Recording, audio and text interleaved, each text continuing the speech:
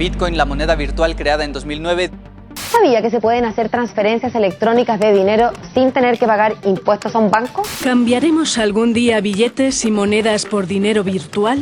Las criptomonedas pasaron de ser una excentricidad digital a... Queda aprobada la ley de Bitcoin. Esta moneda nunca ha sido legalizada por ningún gobierno hasta hoy. El Salvador, el primer país del mundo en adoptar el Bitcoin como moneda. Y lo que se intenta con la ley Bitcoin es conectar nuestro país con el resto del mundo, atraer divisas e inversiones y turismo y dinamizar nuestra economía. En 2021, El Salvador dejó de usar solo dólares y le dio estatus de curso legal a Bitcoin. Eso encendió la imaginación de otros líderes y promocionar criptomonedas se convirtió en moda presidencial, como en Argentina, ese mismo año. Hola, soy Javier Milei. Te recomiendo que te capacites con los amigos de NW Professional Trader. Y en Estados Unidos, en 2025. La invitación a la cena de gala fue anunciada como la más exclusiva del mundo. El propósito era promover las ventas de la criptomoneda de Trump. Y a todo esto, ¿qué es una criptomoneda? Una moneda digital pensada para transferencias rápidas, baratas y libres de control estatal o bancario, respaldadas por una tecnología que fue su gran innovación, el blockchain. Es un sistema descentralizado que valida transacciones en todo el mundo, sin fronteras. Ese proceso hacia la abolición de la moneda, digamos, no es estrictamente inédito, porque ya hemos reemplazado las formas de existencia del valor, del metal a los bytes. Antonio Ibarra es economista e historiador, experto en historia monetaria. Me contó que antes del dólar ya existía el peso mexicano. El dólar nace del peso mexicano. Era el Spanish dollar o el Mexican dollar. Hasta 1850 el peso mexicano o la antigua moneda española circulaba como unidad monetaria en el sur de los Estados Unidos. Entonces, ese nacimiento del dólar. Y vaya que viajó. Antonio me contó cómo esta moneda de plata se volvió la primera moneda global. Bueno, arranca en el siglo XVI y es el momento en que realmente el mundo adquiere una dimensión global. Y hay un hilo de plata que une los continentes, el mundo alrededor de la plata, española entre comillas, producida en América, acuñada con el sello real español, pero una plata americana, que puso en conexión América con el resto del mundo.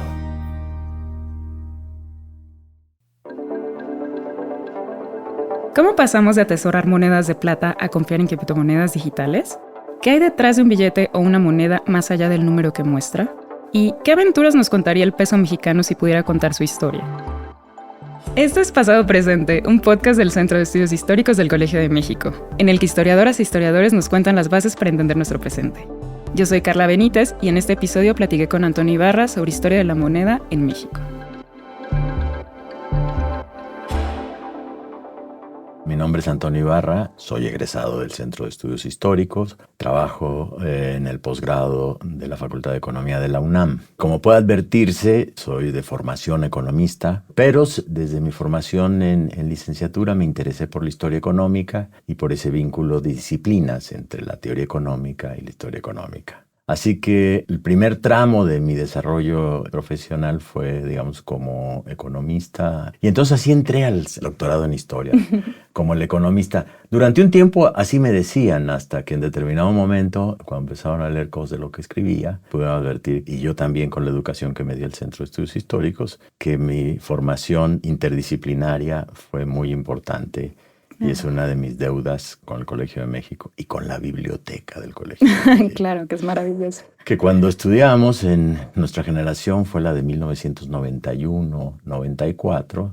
Se escucha muy remoto, pero la biblioteca y su materialidad era el lugar de residencia. Es decir, no nos conectábamos de manera remota, había que estar circulando por los pasillos de la biblioteca. Entonces, eso fue una experiencia muy saludable porque tropezarse con obras que uno de otra manera no hubiera leído, habituarse a ese espacio de silencio, de lectura y, ¿por qué no?, de siestas. Entonces, sí, evidentemente, la educación que nos ofreció el colegio a los no historiadores nos hizo de alguna manera ser historiadores con nuestra carga y conocimientos disciplinarios previos. Y nos contaste que entonces de origen eres economista, Claro. pero ¿hubo algún tema en específico que dijiste, ok, quiero dedicarme a esta parte de la historia? Sí, digamos que de manera temprana y en función de la disciplina, mi interés era el estudio de los mercados y particularmente de los mercados premodernos y la discusión sobre el mercado interno no hispano. Y ahí establecí un diálogo crítico, te diría, que me hizo pasar un poco del estudio de los mercados a la moneda. Porque hay que repensar una historia monetaria, no solamente en nuestro país, sino una historia global en donde la Nueva España y México estuvieron inscritos de manera muy fundamental. Me parece que ahorita justo esto que se está replanteando a partir de crisis que nos están haciendo cuestionarnos cosas que dábamos por sentadas. Y creo que eso no nada más nos hace repensar nuestro presente, sino también cómo estamos escribiendo la historia. Y bueno, por ejemplo, no es lo mismo plata que plata monedada que moneda. No sé si podrías explicarnos, o sea, qué es lo que la hace ser moneda y qué es lo que, pues, de alguna forma le da valor. De una forma resumida, no sé qué tan... Claro, lo que vemos como un peso es resultado de un proceso complejo de refinación de la plata, de afinación. ¿Qué quiere decir afinación? Es determinar la calidad metálica, la ley. Y la ley con el peso, es decir, la relación que establece la ley, es decir, la pureza de la plata, en este caso del mineral de la plata, o del oro, la fineza que se determina por la ley, y el peso es lo que le da un valor a la moneda. Ahora, cuando una moneda se convierte en un valor unitario, como fue el peso de 8 reales durante la época, digamos, de la globalización temprana, el peso determinó la calidad de intercambio del resto de las monedas. Y ese peso, que era una unidad que se subdividía en 8 partes, en 8 reales, generó distintos tipos de moneda. Y me parece muy interesante, ahora que estuve revisando el libro, este planteamiento de la moneda, de la plata mexicana como una moneda global. Y aquí justo tenemos también a Carlos Marichal, ¿no? Y a Bernd Hausberger, que han hablado mucho de una globalización temprana. Porque creo que tendemos a pensar que la globalización es una cosa muy nueva. Y justo me gustaría que a lo mejor nos contaras un poquito más de cómo estas cosas, supongo que a partir de las discusiones con tus profesores, te hicieron tener esta nueva línea de investigación y traer algo nuevo a la discusión sobre la moneda. La globalización como proceso de larga duración, en donde hay momentos de aceleración, momentos de retracción, momentos de ruptura. Quizá a los historiadores no nos asombra tanto lo que está ocurriendo, como podría hacerlo a alguno de mis colegas economistas. Porque pensar la historia en larga duración es pensar la historia como un proceso de futuro. Es decir, ¿en qué momento del pasado hay un cambio de trayectoria? O hay una aceleración del tiempo. En este caso, el tiempo económico. Y lo que hoy llamamos historia global, que digamos que se aparta de la visión contemporánea de globalización, es un ejercicio de lectura del pasado donde podemos ver que el sistema de conexiones, de mutuas influencias, de articulación de espacios, es un elemento sustancial del cambio en la trayectoria de futuro. Entonces, cuando uno se pregunta, a ver, como ha propuesto Carlos Marichal, sí, el peso de 8 reales era una moneda global. ¿Cómo arranca esa historia? Bueno, arranca en el siglo XVI. Y es el momento en que realmente el mundo adquiere una dimensión global. Y hay un hilo de plata que une los continentes. Hay, digamos, ese tipo de articulación que puso en conexión América con el resto del mundo. Y tenemos ahí lecturas contemporáneas donde la centralidad o está puesta en Europa, o está puesta en las economías atlánticas. Y eso los historiadores latinoamericanos tenemos la ventaja de tener otra perspectiva. No solo latinoamericanos, latinoamericanistas que estudian América Latina, porque América fue la bisagra de todo ese proceso de globalización temprana, ¿no? Que está bien referido en el libro de Bernd. Esa globalización temprana tuvo la plata americana como el elemento fundamental que conectó economías que estaban desconectadas. Algunas de ellas se mantuvieron relativamente desconectadas, solo vinculadas por la plata. Pero esa sola vinculación, ¿a qué nos remite? Nos remite a la producción de ese material, a la producción de la moneda, que es la forma, digamos, circular con la que la plata daba la vuelta al mundo, y nos emplaza a conocer tanto el proceso de producción como la circulación. Entonces, hay que estudiar las minas, hay que estudiar el proceso de trabajo, hay que estudiar el proceso de refinación de la plata, hay que estudiar el proceso de acuñación de los metales, hay que estudiar las proporciones entre uno y otro metal, hay que pensar que desde el 16 tenemos un sistema bimetálico que los economistas descubrieron en el siglo XIX a fines, o XX, ¿no? Los historiadores lo estamos viendo en el muy largo plazo. Entonces, cuando hablamos de historia global o que le damos un sentido histórico a la globalización, entonces tenemos una visión distinta. Y la globalización temprana del 16 ya es un anuncio de lo que el mundo está en un proceso de transformación de larga duración. Lo que ocurre en el siglo XIX hasta la Guerra del 14, que es el trabajo con que Carlos Marichal ha replanteado la idea de una globalización contemporánea, nos advierte de un proceso en medio de desglobalización, ¿no? En medio del cual hay también procesos de aceleración. Pensemos en la aceleración comercial de fines del siglo XVIII, que hizo de América también un protagonista fundamental porque aceleró sus economías, y el desenlace es la ruptura de un imperio. Entonces, la preocupación de estudiar el XVIII, principios del XIX, desde el punto de vista de la historia monetaria, es que lo que se construyó desde el XVI, una gran unidad monetaria global, el mundo alrededor de la plata, digamos, española, entre comillas, producida en América, acuñada con el sello real español, pero una plata americana. Cambiamos el punto, ¿no? Exacto. El punto de articulación de todo el proceso. Y esa globalización comercial del siglo XVIII, bueno, ¿en qué se decantó? Se decantó en la implosión del imperio y el nacimiento de naciones modernas. América, de nuevo, está en el punto de esa modernidad política. El siglo XIX plantea otros problemas porque la mirada que los constructores de los estados nacionales latinoamericanos tuvieron puso en debate si se tendría que seguir produciendo plata para el mercado global o se debía de industrializar. Y ahí hay un gran tema para los historiadores. Pero se siguió produciendo plata y se siguió acuñando moneda. ¿Quién era el gran consumidor de la moneda desde el siglo XVI? Pues el Oriente a través del Occidente. China, a través de América, la India, a través de Inglaterra, y en el siglo XIX Inglaterra va a tomar un papel protagónico en la circulación de la plata en estos dos polos, introduciendo el sistema monetario de la plata en la India, o afirmándolo porque ya existía, y en China la plata se convirtió también en el vehículo de la integración de los mercados regionales. México siguió produciendo plata y la siguió introduciendo a través de Inglaterra, el sistema financiero británico, o también de los Estados Unidos, ¿no? De San Francisco.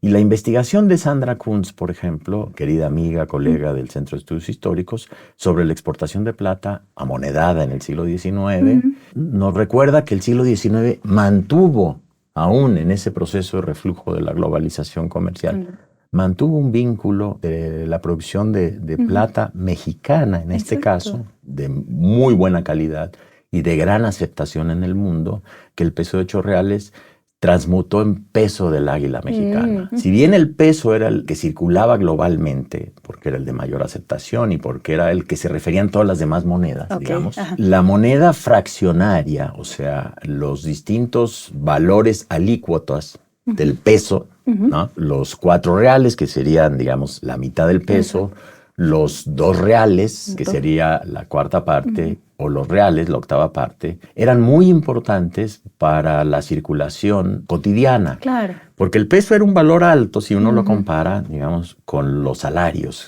que es donde uno podría establecer, a ver, ¿quién tenía pesos en el bolsillo? ¿No? ¿O quién tenía pesos en el arcón, pesos de plata? Bueno, obviamente en el arcón tenían pesos los comerciantes, los financieros, por supuesto el gobierno, la Real Hacienda, etcétera. El cómputo estaba en pesos de 8 reales. Pero el público, la gente, los trabajadores rurales, urbanos, usaban la moneda fraccionaria. Y aquí quiero introducir ese tema porque es importante. Para estudiar socialmente la moneda, eran los que realmente daban vida, ¿no? Sí, la que está en circulación. En circulación. Los pesos pagaban deudas, obviamente eran material de exportación porque el valor universal del peso y el hecho de que sea una unidad monetaria global, pues le daba ese carácter. Pero la circulación interna, digamos, se combinaba de esos pesos con la moneda fraccionaria. Entonces, recientemente mi interés ha ido de la moneda de más valor a la moneda de menor valor, porque ese tránsito es también un tránsito social. Es mirar transversalmente la circulación de moneda. Entonces, las monedas más pequeñas nos cuentan una historia. las monedas de mayor valor, como el peso, nos cuentan otra historia. Claro. ¿Verdad? Trato de explicarme de esta manera porque ahí hay distintos temas de investigación y problemas que hay que indagar, Claro. ¿no? Entonces, el peso, si lo vemos así, el peso de 8 reales y después el peso mexicano, que siguió siendo octaval hasta la reforma del sistema métrico decimal, es una historia que te cuenta la vida de distintos grupos sociales y de distintas escalas de los mercados. Entonces, el peso está inscrito en la vida de la sociedad, es una manera de narrar social y políticamente la historia de larga duración.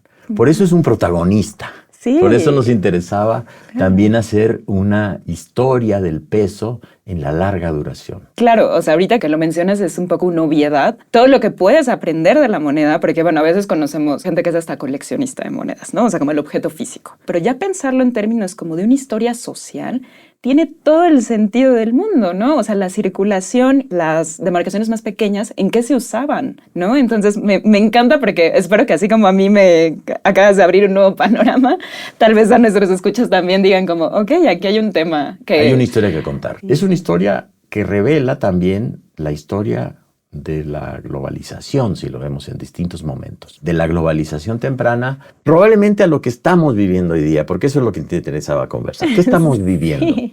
Estamos viviendo la desaparición de la moneda física. Justo eso es lo que te iba a preguntar. Ya hablaste del peso, bueno, primero como real, luego ya mexicano, como moneda global. Después creo que el referente más cercano que tenemos, no sé si se podría considerar tal cual, es el dólar. Pero ahorita ya estamos viendo este proceso donde hay países que incluso ya están escogiendo la criptomoneda como moneda, creo que El Salvador. Una economía chiquita. Entonces, o sea, son como brincos ahí. No, muy bien, mira, pero se conectan. A ver, el dólar nace del peso mexicano. Ok. ¿No? Era el Spanish dollar o el Mexican dollar. Hasta 1850, okay, el peso mexicano o la antigua moneda española circulaba como unidad monetaria, claro, en el sur de los Estados Unidos. Claro. Huelga decir que ese sur nos resulta familiar. Sí.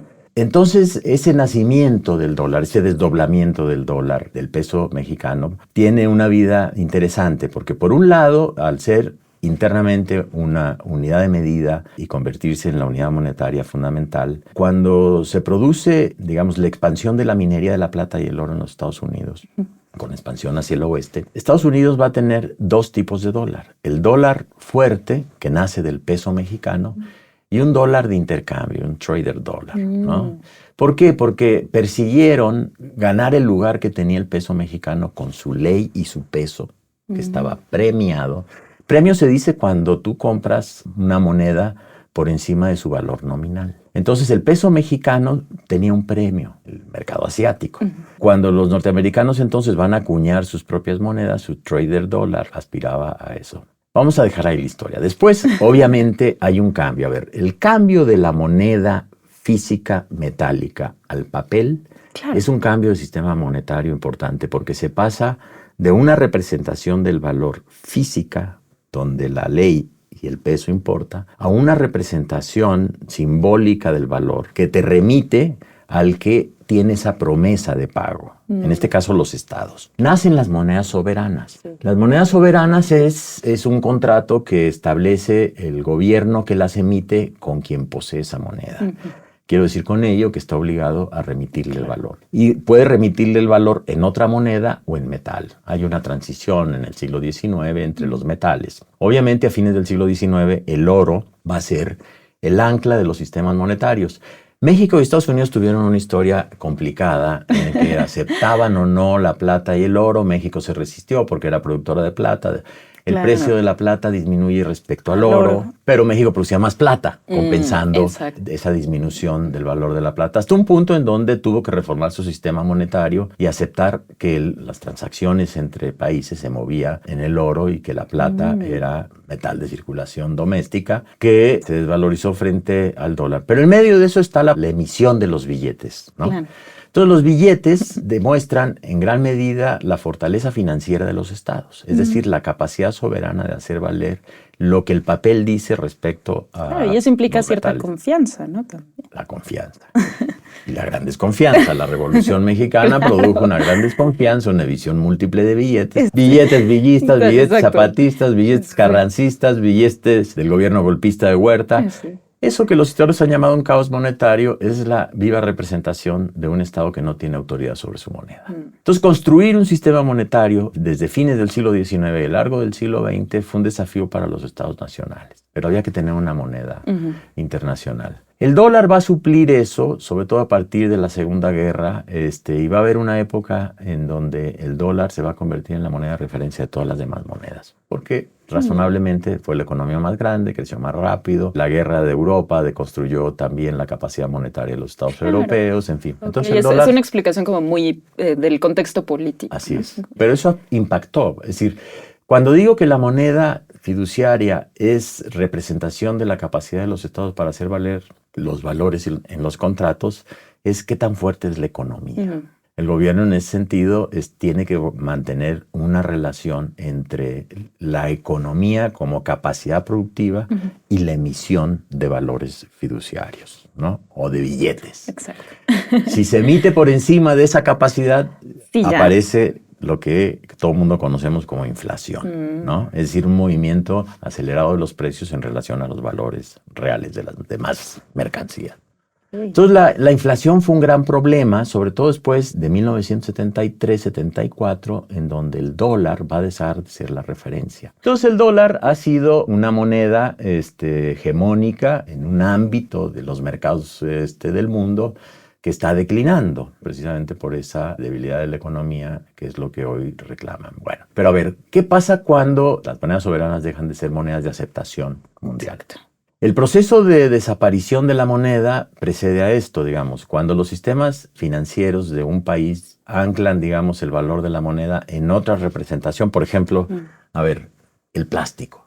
Ok. La tarjeta de crédito, ¿no? Justo, también eso es muy interesante. A mí me sorprende mucho pensar en la criptomoneda, pero me imagino que en ciertos momentos pasar al papel moneda, pasar a la tarjeta de crédito también fueron como revoluciones. Porque ahí está involucrado el sistema financiero, es decir, la capacidad de ofrecer crédito y de recuperar el crédito, ¿no? En el tiempo. Porque, digamos, una función esencial del dinero es su relación con el tiempo. Eso nos convoca a los historiadores por default. Entonces, las formas de representación del dinero fiduciario suele decirse el dinero plástico, ¿no? Que tiene que ver con algo que los economistas llaman un proceso de bancarización. ¿En qué medida la gente deja los billetes y las monedas y hace su vida con una tarjeta? Eso, por supuesto, cada economía tiene distinto grado de profundización o de uso del dinero plástico, ¿no? Pero el plástico ya es obsoleto en un punto. Sí, ya casi todo es digital. Entonces, la desaparición digital hace que tus ahorros, que tus deudas, etcétera, sean en realidad una representación que tú ves en la pantalla. Tú confías que ya te depositaron. Confías que te depositaron y los demás confían en que les vas a pagar. Exacto. ¿No?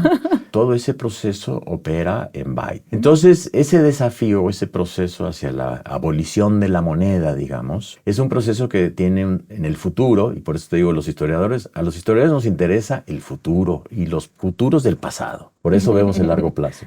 Entonces, a ver, pensemos como historiadores el futuro. Lo que puede ocurrir es algo que no es estrictamente inédito, porque ya hemos reemplazado las formas de existencia del valor. Del metal a los bytes, digamos. ¿Qué son las criptomonedas? Bueno, vamos a usar dos imágenes, ¿no? A ver, para entenderlos. Una es la representación de valores vinculados a cadenas de confianza en donde se mueve el dinero o se mueven los activos, dicen los economistas. Un activo es algo que tiene valor económico y que puede generarte ingresos ahora o más adelante. Propiedades, patentes, inversiones o hasta un Bitcoin. Se mueve el dinero en un espacio de negociación donde ese dinero se puede reproducir o se puede minimizar. Es decir, puede adquirir más valor o puede disminuir valor. O como dice el impresentable presidente argentino, es un casino. Eso es cinismo, pero es un punto importante a considerar.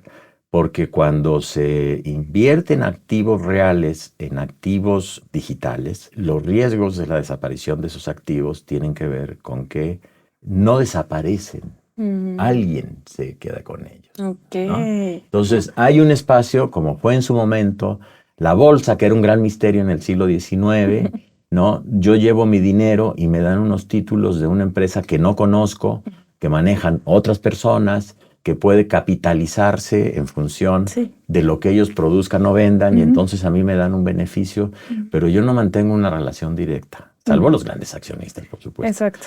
Entonces, la Bolsa de Valores fue, en términos históricos, una anticipación tangible, ¿no? a esta de lo parte. que hoy estamos observando, digamos, con el dinero digital puesto en cadenas de existencia de valor a nivel global. El desafío de esto es que si los estados renuncian a su poder soberano sobre la moneda en relación a otra moneda, la desaparición de ambas monedas, pensemos del dólar, del euro, del yuan, va a implicar todo un proceso de intangibilidad de las economías y de enorme fragilidad financiera del mundo. Exacto, creo que eso es como el gran miedo, ¿no? Pero bueno, ahorita que dices esto de la bolsa, pone un poco en perspectiva. A lo mejor ya hemos vivido ciertos momentos.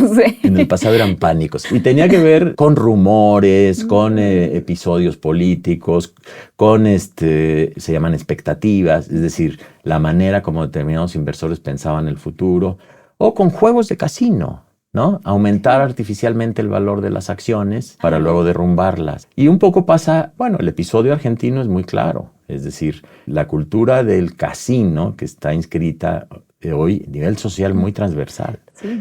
En el casino físico, en el casino digital, lo mismo entran pobres que ricos. Y arriesgan lo que tienen y lo que no tienen. Exacto.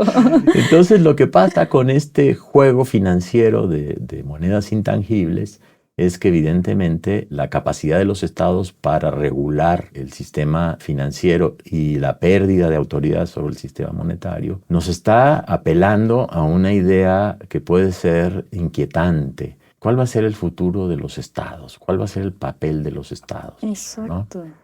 Y eso, pensando en escenarios distópicos, que sería, ya lo estamos viendo con esta brecha, digamos, de distribución de la riqueza en el mundo, ese 1%, ¿no? Que concentra más del 70% de la riqueza del mundo, pues es un escenario actual esencialmente distópico, ¿no? Es decir, porque el problema es no una distribución simétrica, sino el problema es generar condiciones para que el mundo sea, a la vez de sustentable, sea vivible. Claro. ¿No? Entonces el dinero puede ser una esperanza o puede ser el gran enemigo de la convergencia, ¿no? O de la desigualdad. De suerte que lo que hoy vivimos como futuro distópico también se asocia con la idea de que las criptomonedas pueden ser un gran peligro para las economías y los estados. Claro, creo que sí tenemos una gran desconfianza que probablemente está fundada pues en la desinformación, ¿no? O sea, ya que nos explican un poquito más, sí hay un riesgo, pero es una cosa mucho más compleja, ¿no? Y es interesante. ¿Qué tiene que ver con una cultura digital que se ha construido sobre todo generacionalmente? En el siglo XX se hablaba de la aversión al riesgo. Los inversionistas tienen aversión al riesgo. Hoy parece que estamos sociológicamente en un mundo al revés. Yo sé que voy a perder, pero quiero arriesgar. El hecho de que, por ejemplo, escuchemos de las casas de apuestas, que solo los mayores de edad pueden jugar, cuando el anonimato en la red es lo que ha hecho que jóvenes, muy jóvenes, algunos con capacidades para entender qué se juega en el mercado de dinero virtual, obtienen beneficios, pero una mayoría no, y son perdedores tempranos de un juego desregulado, donde evidentemente lo que se está produciendo con este tipo de existencia de espacios de circulación de valores es que se está reproduciendo esa asimetría en la distribución. Que los ricos promuevan sus criptomonedas a partir de, digamos, de ser personajes de la red, por así decirlo, ¿no? Que les va a garantizar un seguimiento, es una nueva construcción de la confianza. Sí. En lo intangible del dinero. Eso es una locura. Ahorita estaba pensando, o sea, a lo mejor son como ejemplos muy burdos, pero pues recuerdo si vives en una casa vieja que te decían que buscaras a ver si no había enterrado oro, ¿no? O cosas así, porque la gente enterraba a veces. O esta idea de guardar el dinero abajo del colchón. Y pasamos de proteger la fisicalidad del oro enterrado, el dinero abajo del colchón casi, a esto que es como de ya ni siquiera existe. Pero esta parte de cómo cambia la confianza me parece bien interesante. Que eso repose, como tú bien señalas, usando la analogía del dinero enterrado o del metal resguardado, de los dólares en el colchón, etcétera. Esa, digamos, sociología del riesgo, de la confianza, de la retención de moneda, evidentemente que está sufriendo un cambio muy acelerado. Ahora bien, en ciertas economías, el resguardo, por ejemplo, es en oro. Estamos volviendo a una historia que es milenaria, ¿no? Del oro como representación de la riqueza o como la reserva de valor más segura. Entonces, que los países árabes sean los grandes destinatarios del oro que colectan en el mundo de distinta escala, no escapa a la razón de que lo que tienen en este momento y los hace ricos es el petróleo, pero que se acaba. Y sobre todo que se acaba porque la matriz productiva del mundo, de manera más lenta en algunos lugares, de manera más acelerada en otros, está cambiando, y eso va a hacer que el petróleo, como en su momento fue el caucho, fue el enequén, qué sé yo, ¿no? Pierda valor. Entonces, si te fijas, o sea, estamos como en una especie de rizo de la historia. Estamos volviendo a los metales.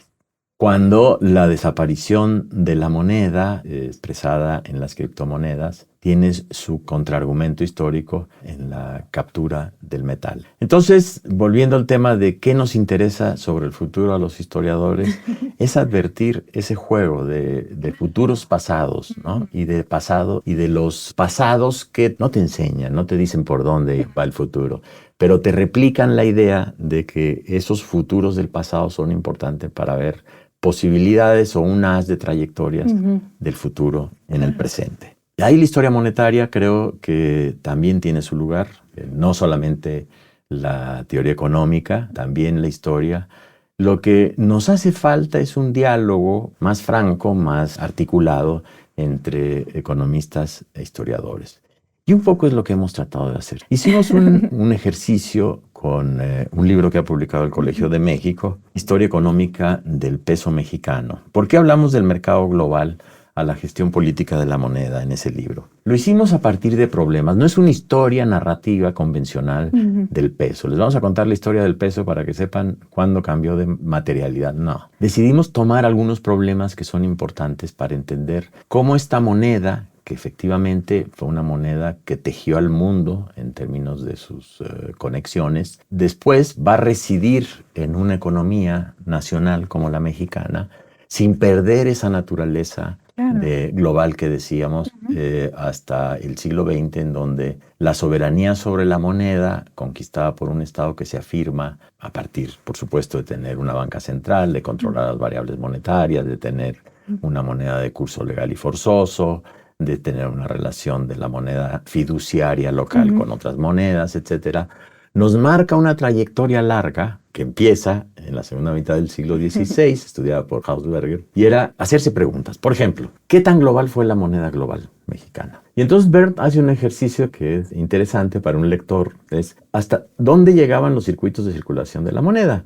Y entonces decide aprovechar lo que los historiadores subacuáticos han hecho a partir de los naufragios. Eso es interesantísimo.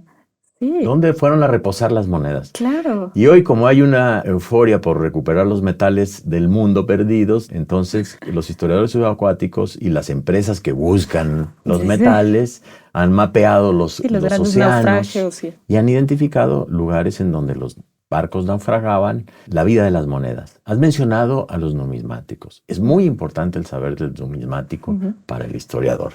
Porque un numismático, digamos, te revela los códigos ocultos en una moneda. Claro. ¿No? Su materialidad es importante, en qué año se produjo, quién la produjo, quién la firma, qué rasgos tiene, en fin. Todos esos elementos son importantes cuando tú encuentras esas monedas de los naufragios y te preguntas en qué momento llegó al sur de la India un peso mexicano. Sí. ¿Qué hizo ese peso? No, primero circuló en nuestro mercado y después circuló por el mundo a cambio de mercancías que en algún momento recalaron en nuestra economía, ¿no? Entonces, esa es una historia larga, es una historia testimonial, digamos, del peso. Además, calcular la importancia de la plata mexicana en el mercado global, hace un ejercicio. Luego, los fraudes. O sea, los fraudes monetarios forman parte de la historia, por supuesto. Claro. Y en la historia colonial los que defraudaban eran los reyes, porque los reyes cuando estaban en problemas financieros rebajaban la ley de las monedas, ¿no? Muy conveniente.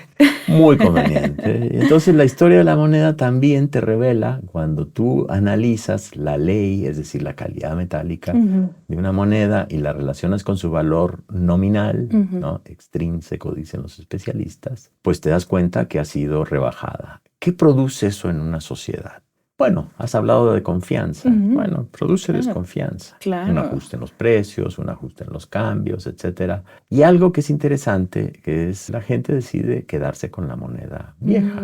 Claro. Ahorrar la moneda vieja. Entonces, esa discusión que era frecuente, sobre todo los monarcas españoles, que les gustaba autofinanciarse defraudando en público, y defraudando sobre todo a otras economías. Pero voy a usar una frase que no me gusta, pero que es muy popular, ¿no?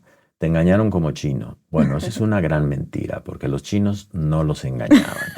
Ellos sabían inmediatamente, simplemente con tomar un peso y analizarlo químicamente, cuál era su ley en relación a su peso. Entonces, eso significaba reordenamiento de los valores de la moneda. Y eso nos interesaba también verlo como problema. Luego, otros problemas que nos interesan, el cobre, por ejemplo, ¿no? ¿En qué momento la gente dice, no, yo no quiero monedas de cobre, porque el cobre no representa valor físico, real? Sí, como que siempre le hicieron, o sea, era oro o plata, el cobre como que no nos... Claro, en una sociedad en donde había mucha plata, el cobre, que es una moneda fiduciaria, también es una manera de los gobiernos para financiarse, ¿no? Emiten una moneda que es en realidad un título de crédito, pero que sirve para la circulación menuda. Habíamos hablado de eso, de la moneda menuda de plata. Bueno, una sociedad que tenía una cultura anclada en la moneda fraccionaria de plata, cuando se le ofrece cobre por los gobiernos republicanos, pues hay una repulsa, ¿no? Y luego también hay fraudes, porque el que ha estudiado Javier Torres, muy interesante su estudio, los falsificadores encontraron que falsificar moneda de cobre era un gran negocio, ¿no? Y eran los principales compradores de cobre michoacano. Entonces, en Tacubaya había verdaderas factorías de falsificadores de cobre, ¿no? Wow. Y es muy interesante porque eso arruinó, por supuesto, uno de los proyectos importantes de los liberales, que era hacer un mercado de moneda a partir del cobre para financiar la precaria situación fiscal del Estado. Decíamos, la moneda refleja la soberanía del Estado, no solamente política, el cuño, o sea, lo estampado lo dice, sino su capacidad financiera. Exacto, es lo que lo ¿no? Entonces el siglo XIX es un siglo de penuria fiscal, como dice Luis Jáuregui muy convincentemente. Esa penuria fiscal del Estado mexicano tiene su contraparte en que la economía seguía exportando una cantidad de plata que contrasta con el problema que tiene para generar un sistema monetario doméstico fincado en la confianza. Entonces hay una historia en donde la moneda y el billete van a tener encuentros y desencuentros. Durante el Porfiriato, y ese es otro tema que también tratamos en el libro, ante la incapacidad del gobierno, en ausencia de una banca central de gobierno, de emitir moneda, concede a los particulares la emisión de moneda fiduciaria, de billetes, de los dos grandes bancos, el Banco Nacional de México, de capital francés y mexicano, el Banco de Londres y México, de capital inglés y mexicano, pero también bancos regionales, donde los grupos económicos poderosos a nivel regional se les concedió su banco para que emitieran billetes y favorecieran la circulación local. Bueno, el resultado fue que esos bancos, al final, aunque debían tener una cantidad determinada que respaldara el valor de sus billetes, terminaron quebrando. Y en el curso de la revolución, como decíamos, eso de que todo el mundo emitía su billete, se produjo un caos monetario que obligó al gobierno constitucionalista a incautar los bancos. Y ahí una comisión monetaria que se fundó precisamente en 1915, una vez incautados los bancos, se hizo cargo de la gestión de esa deuda de los bancos que quebraron, ¿no? Entonces ahí tenemos un acervo fantástico que está trabajando nuestra colega Isabela Bella, egresada también del Centro de Estudios Históricos, que está trabajando para organizar esa documentación que es maravillosa, porque cuando te incautan un banco, ¿qué pasa? Llega el ejército, todos los papeles, ¿no? Los meten en bolsas de lona, los flejan y llegan hasta nuestros días. Entonces, Estamos Ahí están rompiendo los todos. flejes, ¡Guau! sacando los papeles. Y entonces estamos reconstruyendo esa historia que tiene un punto terminal complejo, sinuoso, que va de 1915 a la fundación del Banco de México, 1925. Y bueno, la historia del siglo XX, cuando ya tenemos una banca central, cuando el gobierno mexicano aplicó ya una política soberana sobre la moneda, es una historia también de problemas, digamos. Sí. Tenemos un periodo en donde el Estado mexicano garantizó no solamente el curso legal y forzoso de una moneda, sino también una paridad estable con el dólar. Una paridad que entre, digamos, 54 y 76 generó una cierta estabilidad sobre el modelo de crecimiento económico, que va a tener su crisis en el 76, entre la crisis del petróleo y la crisis monetaria, y va, digamos, a anunciar una crisis de un régimen. O sea, claro. También la moneda nos puede dar testimonio de cómo un régimen político se fractura y se fragiliza. Y entonces, entre 76 y 82, la hegemonía del PRI, ¿verdad? Sí. Aunque 88 con Salinas quiso hacer esa reconstitución, ¿no?, para resolver el problema de la hiperinflación, es decir, de la pérdida completa del valor del peso mexicano en relación a otras monedas, específicamente el dólar, o los precios internos, etc. México vivió décadas de crisis económica y de empobrecimiento. Entonces, una crisis monetaria también produjo un debilitamiento de la hegemonía de un régimen político que terminó un ciclo muy largo de hegemonía y que estamos viviendo hoy día, ¿no? Una reconstitución de un régimen y cómo enfrentamos el futuro. Bueno, un régimen que tiene que encontrar la manera de desvincularse de una historia larga, de la historia de una conexión con la economía norteamericana que puede ser virtuosa o venenosa para nuestra moneda. Claro. ¿No? Y en ese dilema estamos, de suerte que mirar al pasado es también, como ese muy citado trabajo de Paul Klee sobre el ángel de la historia, ¿no?, que mira al pasado con un ojo y al futuro con otro, nos obliga a pensar que la historia monetaria es una protagonista de la historia del futuro y no podemos dejarla. Es muy importante para dejarla en manos de los economistas. Tenemos que meternos más los historiadores tenemos que estar ahí. Bueno. Muy bien, pues muchísimas gracias, Antonio. No sé si hay alguna otra pregunta o algo nada, más que quieras agradecer agregar. mucho la ocasión de volver al colegio, de contar una historia que me gusta, que me apasiona y que nació precisamente en mis estudios en el Colegio de México. Perfecto, pues muchísimas gracias. A ti. Esto fue Pasado Presente, Historia en Podcast. Muchas gracias por escucharnos. Yo soy Carla Benítez. Este podcast fue producido por Quisaya Estudios para el Centro de Estudios Históricos del Colegio de México. Lucina Melesio es directora y productora ejecutiva. El guión es mío y también la producción. El diseño sonoro y la mezcla son de Carlos Jorge García y Tiger Lab. La grabación de la entrevista estuvo a cargo de la Coordinación de Educación Digital del Colegio de México. Queremos agradecer a Antonio Ibarra por su participación en este episodio. Hasta la próxima.